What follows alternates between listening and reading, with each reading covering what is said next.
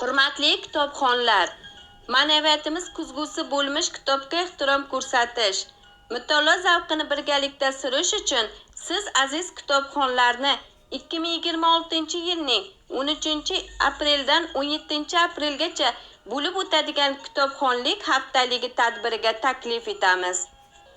Mazkur haftalik doirasida aholi o'rtasida mutolaa madaniyatini yuksaltirish, kitobxonlikni keng targ'ib etish hamda yoshlarning ma'naviy axloqiy kamolotini qo'llab-quvvatlash maqsadida turli ma'rifiy tadbirlar tashkil etiladi.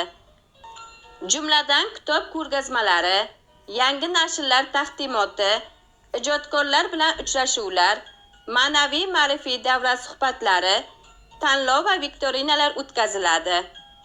Barchangizni ushbu haftalik tadbirda faol ishtirok etishga taklif etamiz.